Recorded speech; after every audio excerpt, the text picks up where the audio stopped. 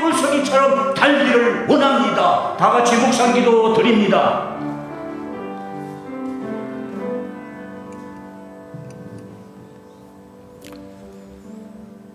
자비로우신 하나님, 오전 중에도 저희들 예배할 때 우리 주께서 주 앞에 나아온 이들에게 의를 위하여 박해를 받는 자가 복이 있다 하신 말씀을 저희에게 가르쳐 주셨습니다. 오늘 오후에도 주의 말씀과 진리를 배우고자 저희들 왔사오니 하나님의 나라에 들어가 하나님의 자녀된 우리에게 하나님의 뜻이 무엇인지 또 이 시간에 가르쳐 주시옵소서. 진리를 알게 하여 주시옵소서. 구주 예수님의 이름으로 기도드리옵나이다. 아멘. 복음 찬송가 128장 후에 문승현 집사님 기도하시겠습니다.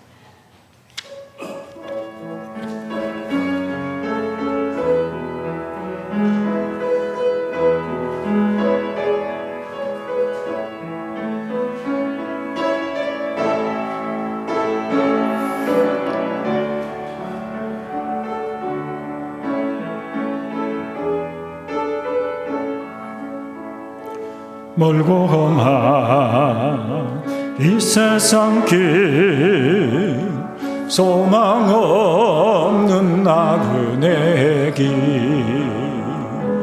방황하고 애매이며 정처 없이 살아왔네. 의지할 곳 없는 이 몸 위로받고 살고파서 세상 유혹 따라가다 모든 것을 다 잃었네. 무거운 짐 등에 지고 쉴 곳 없어 예초로운 몸 쓰러지고 넘어져도 위로할 자 내겐 없었네. 세상에서 버림받고 귀한 세월 방탕하다 아버지를 만났을 때 죄인임을 깨달았네. 눈물로써 회개하고 아버지의 품에 안기어 죄악으로 더럽힌 몸 십자가에 못 박았네. 구원함을 얻은 기쁨 세상에서 제일이라. 영광의 길 허락하신 내 주 예수 찬양하네.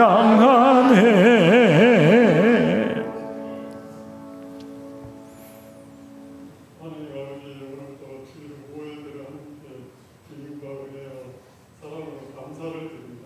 아멘. 하나님 아버지, 우리를 주의 삼아주셔서 감사드립니다. 하나님 아버지, 우리 교회 성도들을 너무나 기도하시겠습니다. 아버지, 간절하게 하나님께 기도하게 주시옵소서. 하나님 아버지, 함께 성경 충만, 은혜 충만, 말씀 충만으로 우리 교회가 은혜를 주시옵소서. 아멘. 오늘 또 우리 말씀을 우리 목사님 전하는 하나님의 말씀을 전하신 우리 목사님에게 축복과 건강을 주시옵소서. 아버지 하나님 분상교회 우리 분상교회 한 사람 한 사람 하나님 건강하게 은혜를 주시옵소서. 예수 그리스도 이름으로 기도드립니다. 아멘.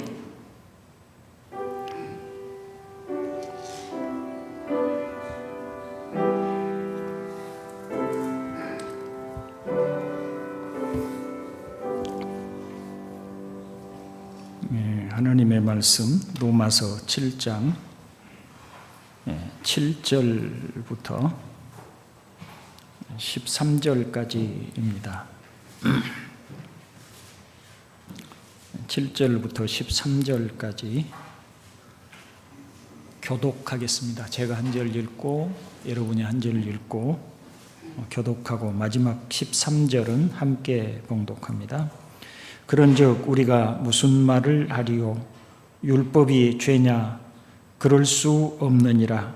율법으로 말미암지 않고는 내가 죄를 알지 못하였으니 곧 율법이 탐내지 말라 하지 아니하였더라면 내가 탐심을 알지 못하였으리라.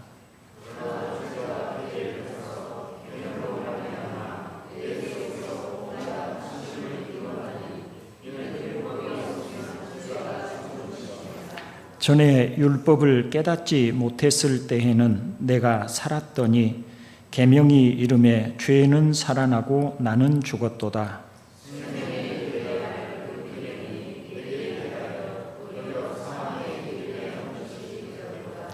죄가 규례를 타서 계명으로 말미암아 나를 속이고 그것으로 나를 죽였는지라.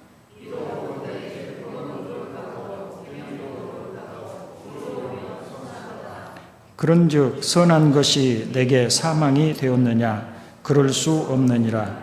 오직 죄가 죄로 드러나기 위하여 선한 그것으로 말미암아 나를 죽게 만들었으니 이는 계명으로 말미암아 죄로 심히 죄되게 하려 함이라. 아멘. 점심을 드시고 가장 피곤하고 졸릴 시간에 가장 어려운 말씀을 저희가 이게 배우게 되었으니 참 난감합니다.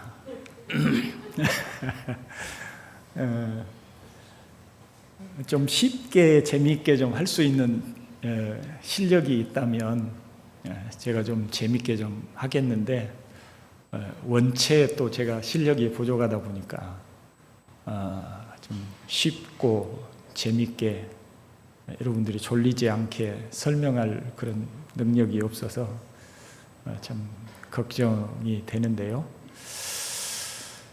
자, 제가 이렇게 사실 목사 안수를 받았지만 그리고 신학교에서 신학을 여러모로 배웠지만 다 공부를 하지는 못했어요. 근데 이제 세월이 지나면서 여러 정말 좋은 책들을 읽으면서 이 진리가 이런 것이었구나라고 하는 것을 하나씩 배워가는데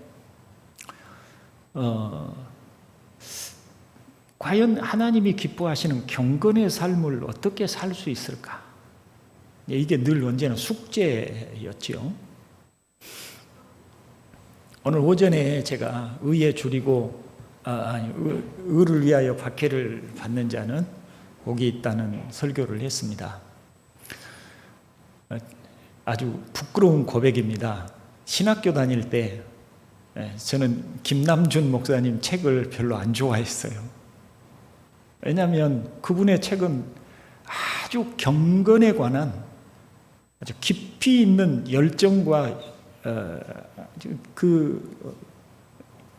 어떻게 애외를 두지 않는 자유로움이 없는 뭔가 아주 엄청난 압박감을 주었거든요.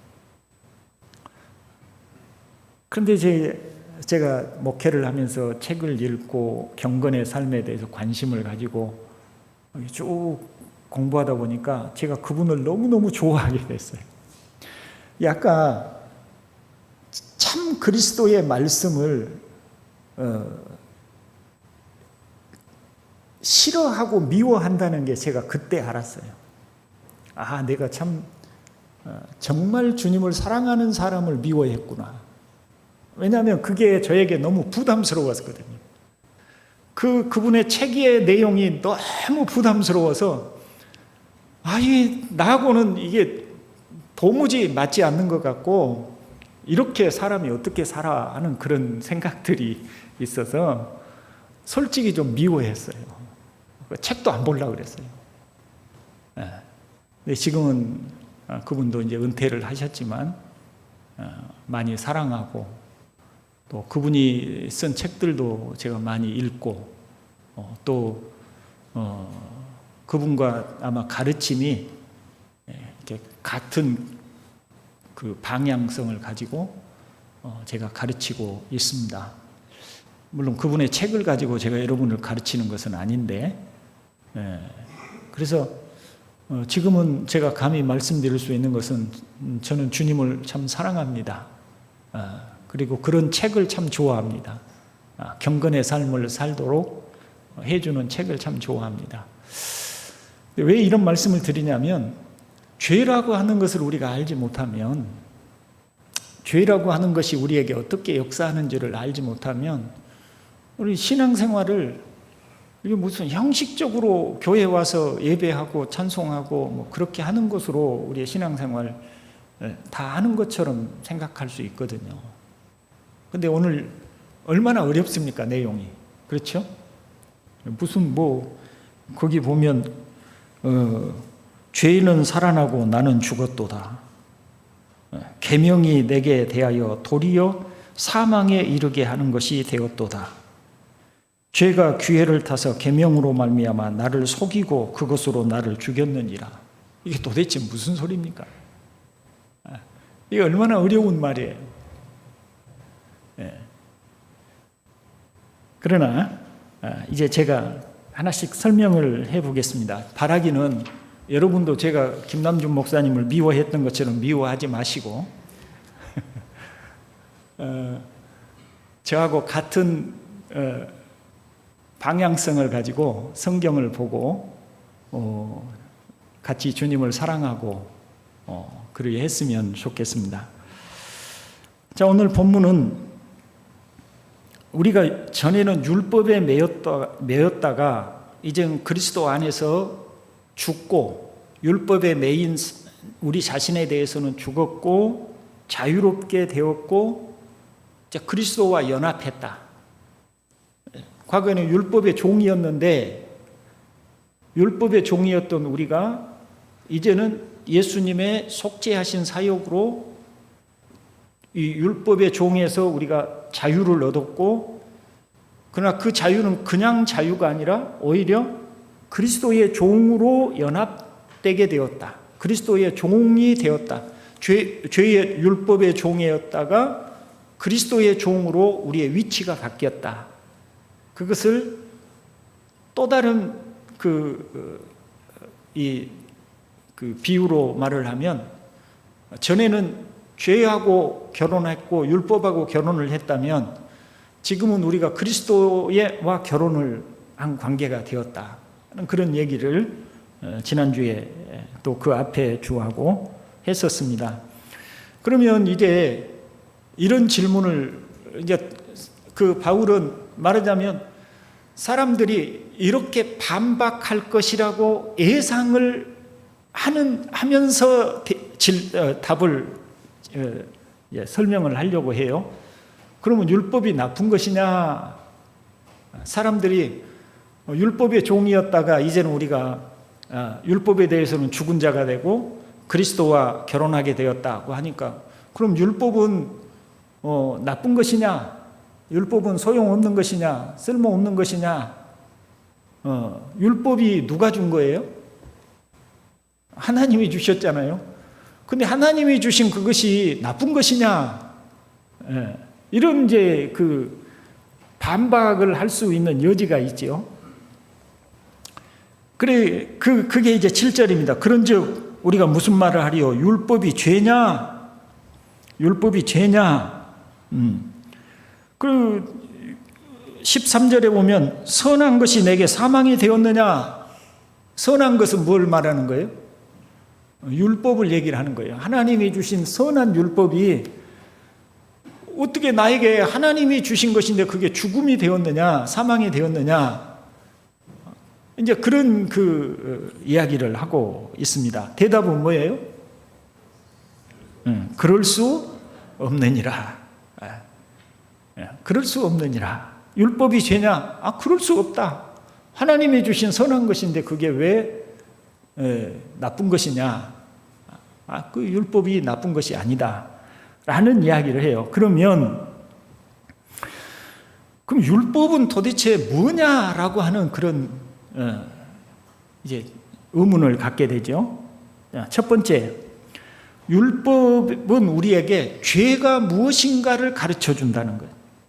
7절에 곧 율법이 탐내지 말라 하지 아니하였더라면 내가 탐심을 알지 못하였으리라고 합니다. 이렇게 비유를 들어볼 수 있습니다. 어린 아이가, 갓난 아이가 이제 조금씩 말도 배우고 막 커가면서 어느 날 생각지 않게 거짓말을 했어요. 근데 이 아이는 거짓말을 하고도 그게 나쁘다는 걸 몰라. 그렇죠? 거짓말로 속여놓고 그게 잘못됐다는 걸 몰라. 그때 그것을 본 부모가 그 아이를 데려다 놓고, 애야, 이렇게 사람을 속이고 거짓말을 한 것은 나쁜 것이야. 이것은 잘못된 것이야. 앞으로 거짓말하면 안 돼. 라고 가르쳤어요. 그랬더니 이 아이가 다음에는 어때요? 거짓말을 안 해요? 하기는 하죠. 근데 하기는 하는데 뭐가 이제 있죠? 이게 나쁜 것이다. 전에는 나쁜 것인지 모르고 그냥 했어요. 근데 이게 이제 나쁜 것이다. 알고 해, 이제. 율법이라는 게 뭐냐면 우리 속에 있는 죄가 너 이것은 죄야, 이건 나쁜 것이야 라고 가르쳐주는 일을 한단 말이죠. 율법이 없었으면 속에 탐심을 품고 있는데 그게 죄라는 것을 몰라. 그냥 그게 자연스럽게 있는 줄 알고 그게 그냥 자기가 탐심을 품고 그게 나쁜 것이고 죄임에도 불구하고 그게 잘못된 줄을 모르고 그냥 탐심을 품은 채로 살아간단 말이죠. 근데 율법이 오므로 우리에게 죄가 무엇인가를 규정해줘. 이거는 죄다. 이건 잘못된 것이다. 살인하지 말라 말씀을 하셨으면, 살인하지 말라는 말씀이 없었으면 살인을 해놓고도 그게 내가 나쁜 짓을 했냐고 말할 수 있지만, 성경에 명백하게 하나님 말씀에 살인하지 말라고 하셨으면 살인을 하고 나면 그 법에 의해서 너 하나님 말씀을 어겼어. 이렇게 규정이 되는 거예요. 율법은 죄를 규정해 주는 역할을 한다.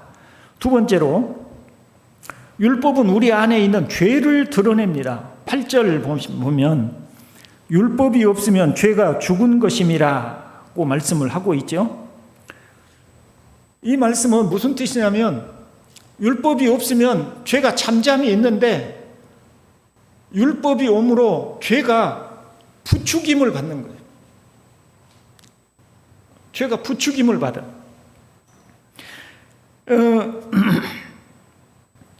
13절에 보면 죄가 죄로 드러나기 위하여 계명으로 말미암아 죄로 심히 죄되게 하려 함이라고 말씀을 하고 있지요.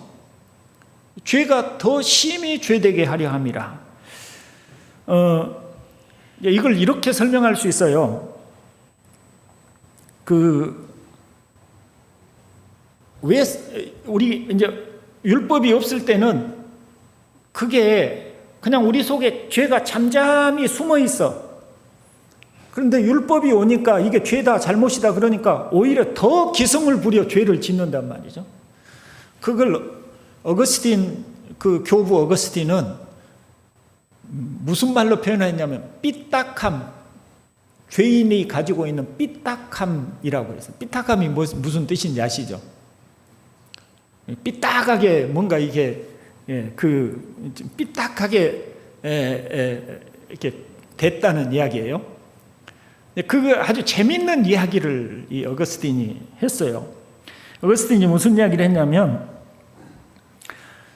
그 어린 시절에 그 참회록에 보면 어린 시절에 자기 집 근처에 포도밭이 있는데 거기에 배나무가 하나 있었대요.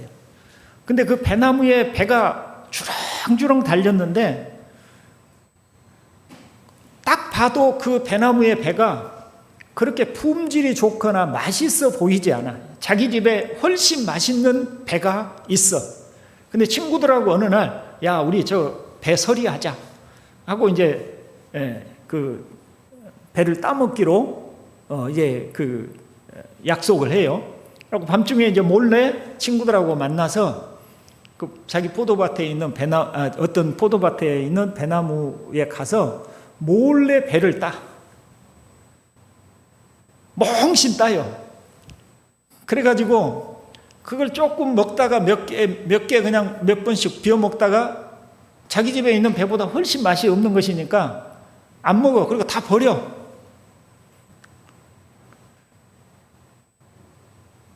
그때 어거스틴이 뭐라고 하냐면 우리가 조금 맛본 후에 남은 배들은 돼지에게 던져주었다.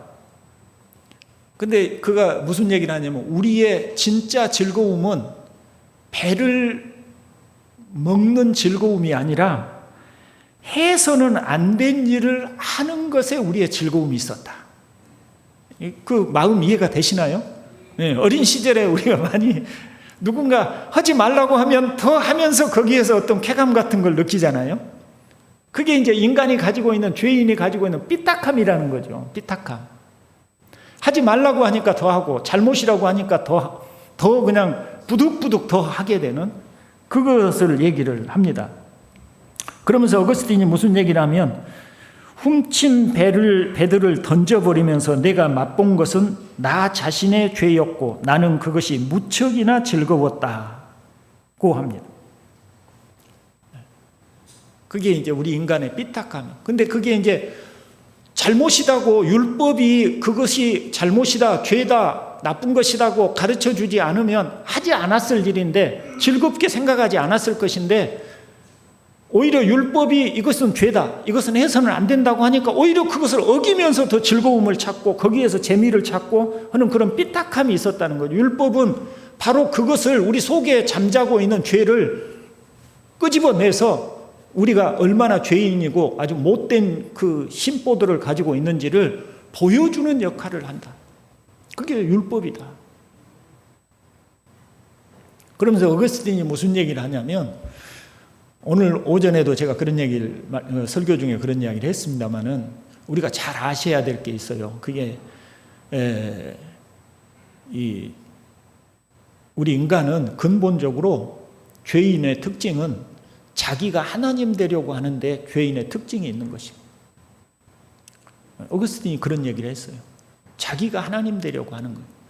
자, 하나님과 피조물의 차이는 무엇입니까?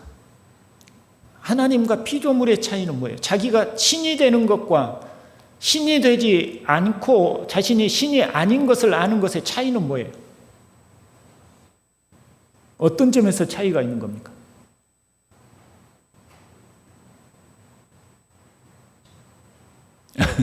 어떤 점에서 차이가 있어요? 신은 자기가 주도적으로 주권을 가지고 행하려고 합니다. 그게 신이에요. 신이 인간을, 세상을 창조했잖아요. 신의 뜻에 의해서. 신이 인간을 신의 뜻에 의해서 지었잖아요. 신이 신의 뜻에 의해서 우리에게 계명을 주셨잖아요.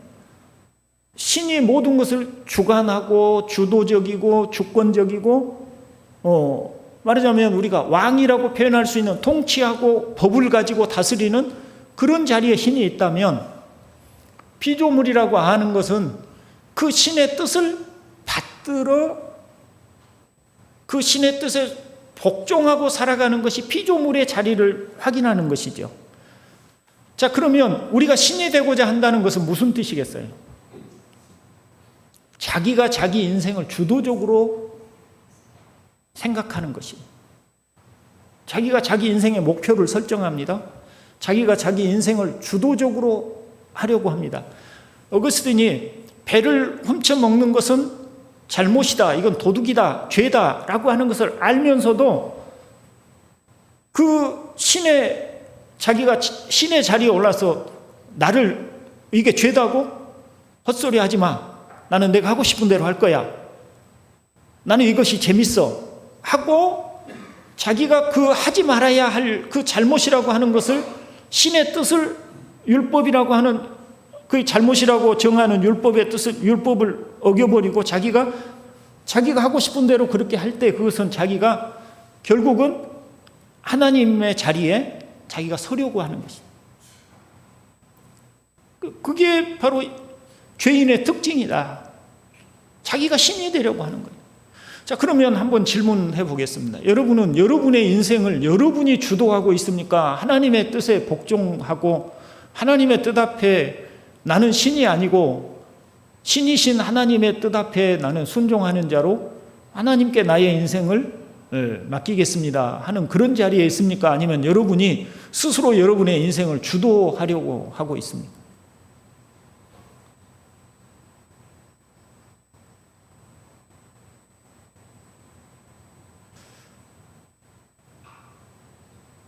대답을 못 하시는 겁니까? 안 하시는 겁니까?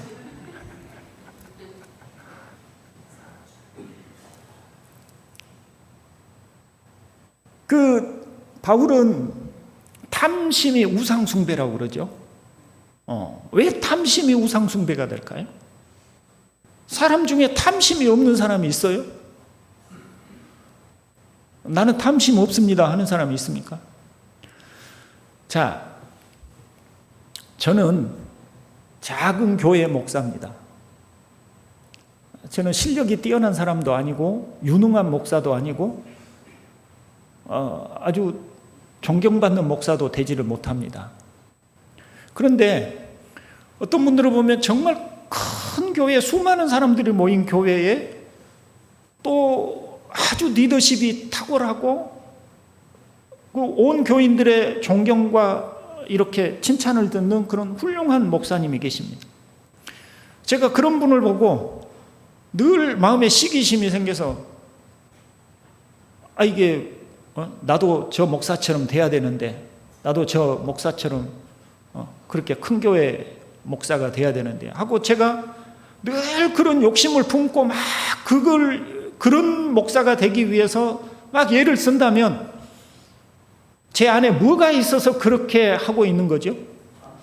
탐심이 있어서 그러죠. 자족하지 못하는 것도 일종의 탐심이 있는 거예요. 그러면 내게 주신 이 위치, 동산교회 담임 목사라고 하는 이 위치는 누가 주신 것이죠? 하나님이 주신 것이죠.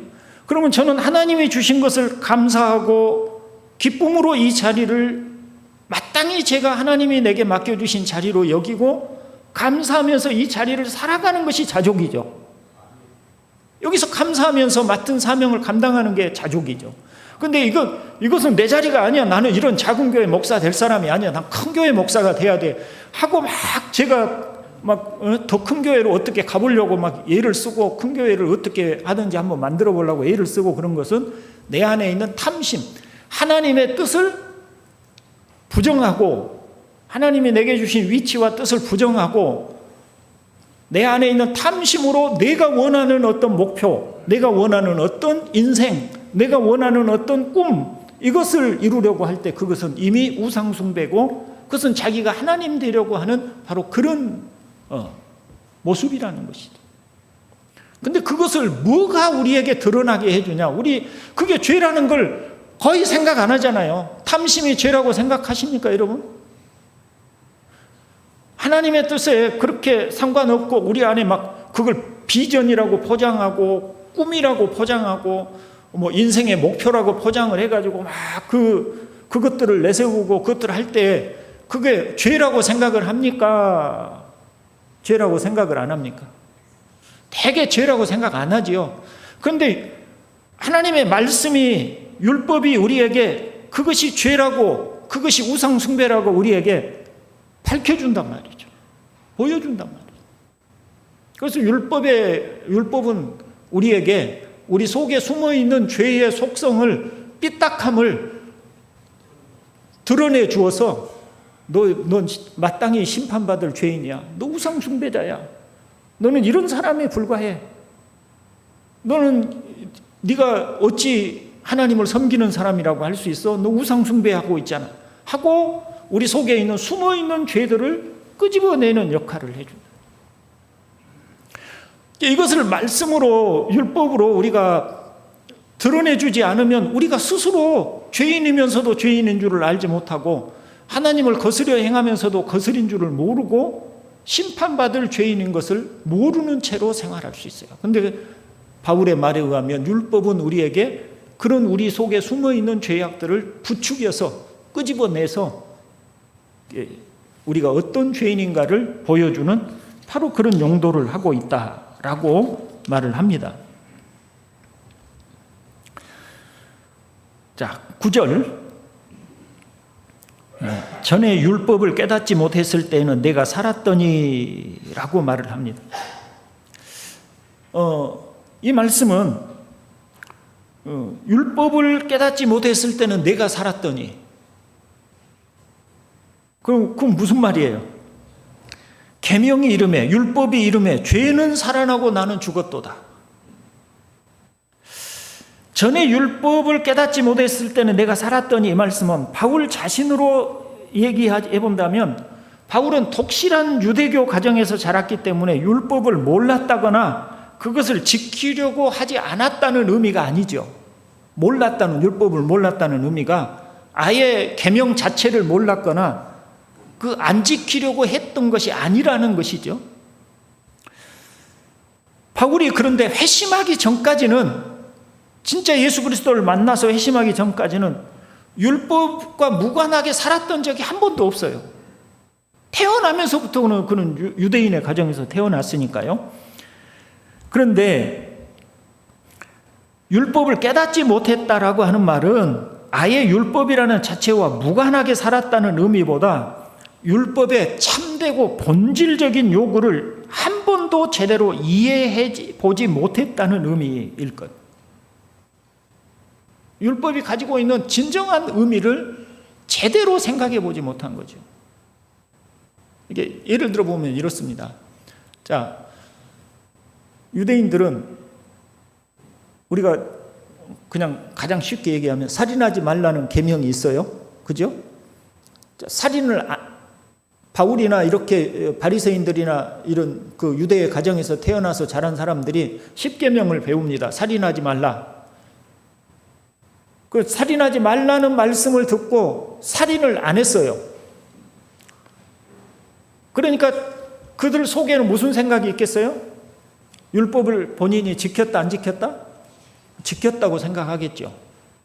본인이 율법을 지켰으니까 자기가 살았다고 생각하겠죠. 나는 하나님의 심판을 받지 않아. 나는 하나님의 심판을 받을 필요가 없어. 왜? 나는 율법을 지켰으니까. 그게 계명을 깨닫지 못할 때는 내가 살았다는 의미예요. 내가 살았어요. 아주 자신만만했어요. 당당했어요. 교회를 핍박하면서도 주님이 십자가에 죽은 것을 당연하게 생각하고 교회를 핍박하면서도 그게 잘못된 건 줄 오히려 하나님을 향해서 열심히 있는 사람이라고 스스로 생각을 했어요. 자신만만했어요. 그런데 계명이 이름에 내가 죽었도다. 죄는 살아나고 내가 죽었도다. 그 말이 무슨 말이에요? 율법의 진정한 의미를 깨닫고 나니까, 참된 율법의 의미를 깨닫고 나니까 자기 속에 아까 말한 탐심과 같은 그런 그 악한 죄들이 자기 속에 얼마나 깊이 있는지. 그래서 이제 그 다음번에 나오게 될 내가 마음으로는 하나님의 법을 즐거워하나 내 마음에 또 다른 법이 있어서 나를 죄 아래로 끌고 가는도다. 오호라, 나를 누가 이 사망의 몸에서 건져내랴 하고 탄식하는 그런 고통스러움이 율법을 깨닫고 나니까, 율법의 참된 의미를 깨닫고 나니까 속에서 올라오는 거죠. 제가 너무 자주 쓰는 말이지만, 살인하지 말라. 유대인들은 단순히 사람 목숨을 죽이지만 않으면 괜찮은 줄 알았어요. 이 율법의 참 의미를 모르는 것이죠. 근데 주님이 다시 율법의 의미를 재해석해 주었어요. 살인하지 말라는 것은 단순히 사람 목숨을 죽이지 말라는 것이 아니라 하나님의 형상으로 지음받은 사람을 멸시하고 모욕하고 함부로 욕하고 함부로 대하는 그것 자체가 바로 살인하는 거다 그랬어요.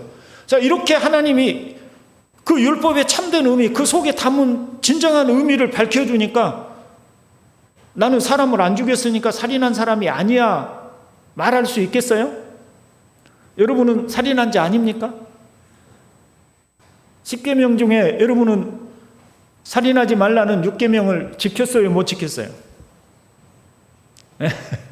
지켰어요? 못 지켰어요? 원래는 여러분 살인자라고 생각 안 해. 지금도 내가 무슨 살인자야 그러실 거예요. 그렇죠? 지금도 그래. 왜? 우리는 그냥 표면적인 그 정도만 생각을 하니까 그래요. 그런데 우리 안에 진리의 이해가 깊어지고 성령이 그 진리의 말씀을 우리에게 환하게 밝혀주면 정말 예수님의 말씀이 우리 안에 깊이 와서 이해가 되고 깨달아지면 내가 사람을 함부로 대하는 그 자체가 바로 살인의 사람의 생명을 죽이는 것과 다를 바 없는 내가 죄인이구나 라고 하는 것이 마음으로 깊이 느껴지게 되는 거죠. 그러면 우리가 죄 안 지은 게 뭐가 있어요? 하나님 앞에 순종한 것이 뭐가 있어요? 의로운 게 뭐가 있어요? 아무것도 없잖아요. 어떤 여자를 보고 마음속에 음욕을 품기만 해도 이미 간음하는 거나 마찬가지라고. 남자들 중에 그런 죄 안 지는 사람이 어디가 있어? 우리는 다른 내 아내를 두고 다른 여자하고 어떤 나쁜 짓 하고 그러면 그때서야 간음했다. 우리는 그걸 안 했으면 간음하지 않았다고 할 수 있는데 야한 영화 어쩌다가 보니까 영화 보다 보니까 야한 장면이 나와서 뭔가 좀 잘못된 마음속에 그런 생각만 품어도 이게 간음하는 죄라고 하는데 그러면 이 진정한 율법의 의미가 우리에게 깨달아지게 되면 우리가 율법 중에 뭘 지켰다고 할 수 있겠냐는 거죠. 하나님의 말씀에서 자유로울 사람이 아무도 없죠. 그러면 나는 역시 살인자요, 간음자요, 이웃의 것을 탐내는 자고 그런 죄인이라면 마땅히 그 죄에 대해서 하나님의 심판을 받을 수밖에 없는 사람입니다. 그래서 내가 죽은 거예요. 계명은 살아나고 죄는 살아나고 계명이 진짜 깨달아지니까 죄는 살아나고 죄가 우리 속에 숨어있는 것들이 잠잠히 숨어서 있었던 그 죄들이 살아나면서 우리 자신은 오호라 나는 공고한 자로다. 이 사망의 몸에서 누가 나를 건져내랴. 나는 죽은 자가 되겠다. 무슨 말인지 이해가 되시나요? 졸음하고 사투를 벌이시네요. 이해합니다. 얼마나 졸린 시간이에요.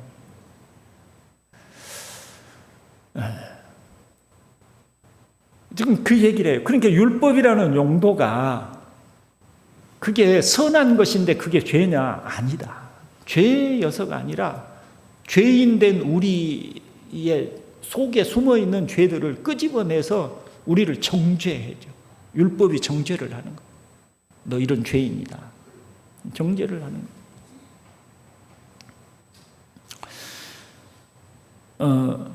그게 이제 계명의 이름에 죄는 살아나고 나는 죽었도다라는 그런 의미입니다. 회심하기 전에 바울은 죄를 하나님이 주신 규율을 범하는 것이 죄라고 생각을 했습니다. 그런데 그가 10번째 계명인 탐내지 말라는 말씀을 이해하게 되었을 때 하나님이 주신 것으로 만족하지 못한 것, 즉 하나님을 전적으로 신뢰하여 주신 것으로 자족하지 않고 오히려 하나님을 대적하여 탐내는 것임을 알게 됩니다. 말하자면 바울은 탐심이 하나님을 대적하는 우상 숭배적인 것임을 깨닫게 되었다는 것이죠. 그러니 그 말씀 앞에서 자신이 얼마나 우매하고 심판받아 마땅한 것인지를 알지 않겠습니까? 그래서 그 계명들이 10절과 같이 도리어 사망에 이르게 하는 것임을 알게 됩니다. 도리어 이게 나 죽겠다. 도무지 나는 못 살겠다. 이렇게 내가 죄가 많은 줄을 몰랐다. 내가 이런 죄인인 것을 몰랐다. 오히려 내가 사망에 이르게 되었다라고 하는 것이죠. 11절에 죄가 기회를 타서 계명으로 말미암아 나를 속이고 그것으로 나를 죽였느니라. 이게 무슨 말이겠어요? 죄가 계명으로 말미암아 기회를 타서 나를 속이고 그것으로 나를 죽였는지라. 무슨 뜻인 것 같아요? 제가 지금까지 설명한 내용을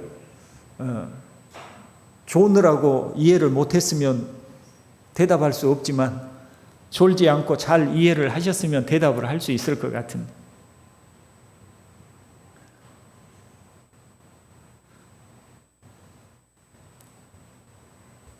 바울의 경우로 설명을 하면 아까 설명드린 바와 같이 같은 내용이에요. 살인하지 말라는 계명을 가지고 내가 사람 안 죽였으니까 나는 죄를 지은 것이 아니다 하고 나는 하나님 앞에 심판받을 죄인이 아니라는 자신감을 갖고 살았어요. 근데 실상은 뭐였어요? 실상은 하나님의 심판을 받을 수밖에 없는 죄인임이 명백한 것인데 엄청난 죄인, 오라 누가 나를 이 사망의 몸에서 건져내려고 탄식할 수밖에 없는 죄인인데 본인은 그것도 모르고 그냥 당당했어요. 그 죄가 나를 속인 거야. 그 계명을 가지고 나를 속였어. 그래가지고 그 계명을 통해서 나를 속이고, 너는 괜찮아. 너는 살인하지 않았잖아. 너는 죄를 안 지었잖아. 그러니까 너는 하나님의 심판을 안 받아도 돼 하고 자신감 있게 살게 했다는 그런 얘기예요. 그런 얘기. 속였어요. 그래서 내가 실은 죽게 되었는데 사망의 심판을 받을 수밖에 없게 되었는데 그걸 모르는 것이죠.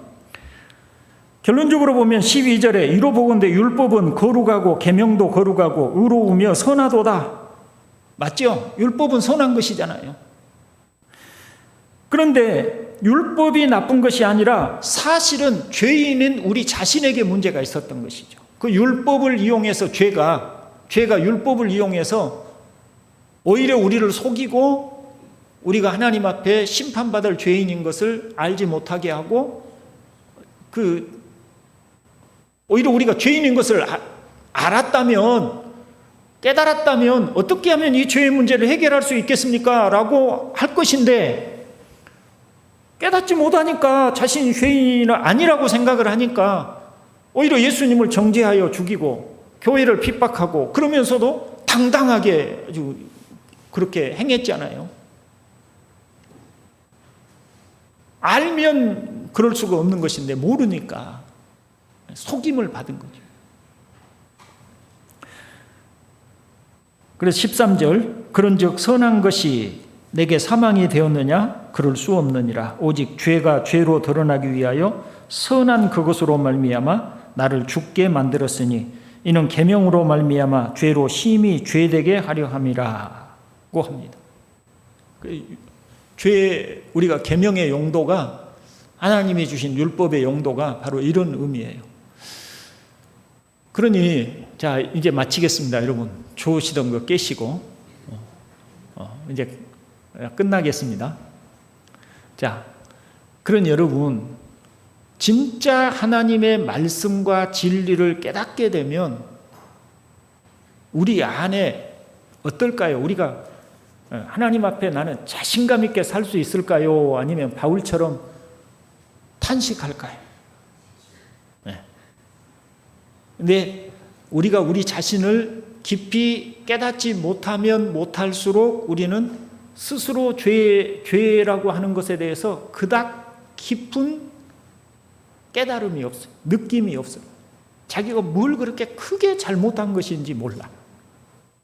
신앙의 깊이를 뭘 통해서 볼 수 있냐면 그 사람이 참 진리를 얼마나 많이 깨달았느냐라고 하는 걸 뭘로 볼 수 있냐면 그가 자기의 현실, 죄로 비참하게 된 자기의 현실을 얼마나 진짜로 깨달았느냐.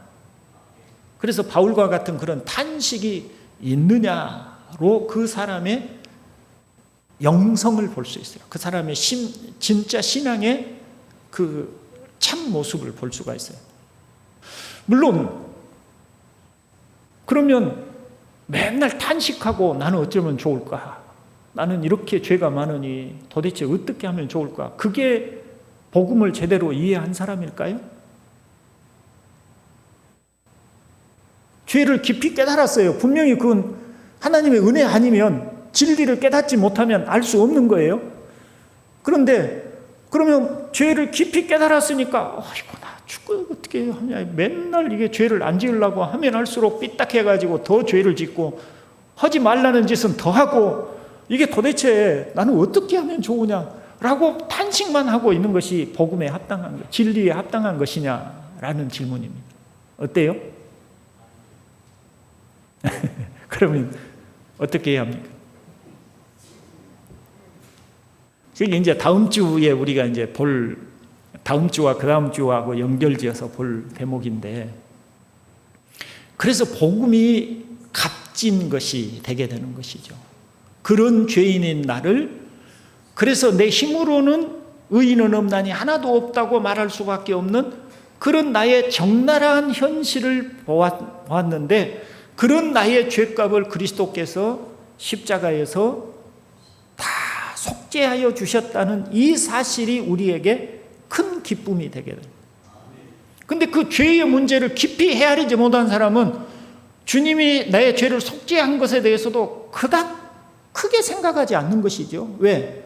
내가 뭐 그렇게 큰 죄인이라고 생각 안 하는데 예수님이 단순히 어떻게 나 천국 가라고 예수님이 십자가에 죽었는갑다 이렇게 정도나 생각하지, 자신의 그 많은 허물을 속죄해 주셨다는 것에 대한 깊은 이해가 없는 것이죠.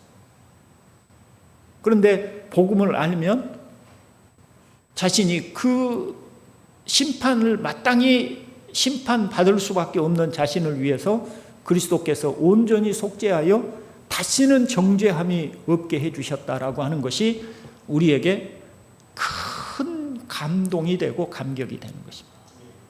이게 복음인 거예요. 오늘 율법의 용도에 대하여 설명을 드렸고, 그래서 이제 자연스럽게 다음 주는 이제 목장의 날이고 그 다음 주에 이르게 될 바울의 탄식을 저희가 살펴보게 될 것이고요. 이제 원래는 이제 거기까지 다 가야 되는데 거기까지 제가 설명을 하려고 하면 너무 기니까 제가 이렇게 조각조각 나눠서 설명을 드리고 있습니다. 이제 그 다음에 그런즉 그리스도 안에 있으면 다시는 정죄함이 없다는 이 놀라운 선언을 우리가 듣게 될 것입니다. 우리 동산교회 형제들이 내가 어떻게 신앙생활해서 덕을 보고 살까 이런 것이 아니라 어떻게 나의 죄의 문제가 해결되고 어떻게 내가 주의 구원을 받고 하나님의 나라에 들어갈 수 있을까 하는 그런 관심과 사랑을 가지고 이 말씀을 대하면 오늘 주어지는 이 말씀들이 우리에게 너무나 값진 말씀인 줄로 믿습니다. 기도하겠습니다. 자비로우신 아버지, 저희에게 진리를 하나하나 가르쳐 주시고 깨닫게 해 주시고, 그래서 참된 신앙의 길을 저희가 헤아리고 갈 수 있도록 은총을 주시옵소서. 오늘도 우리 하나님 말씀을 들을 뿐만 아니라 정말 우리 안에 진정한 밝아짐, 깨달아짐이 있어서 이 말씀이 이런 것이었구나 하고 느끼고, 그리고 우리 자신이 그 안에서 순종하고 또 받들고 나가야 할 것이 무엇인가를 깨닫는 은혜를 주시옵소서. 구주 예수님의 이름으로 기도드리옵나이다. 아멘. 복음 찬송가 180장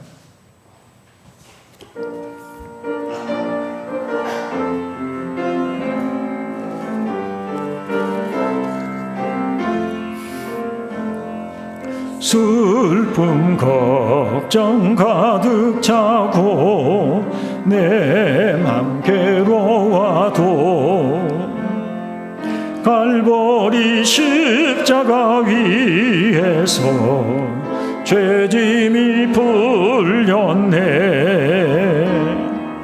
놀라운 사랑의 갈보리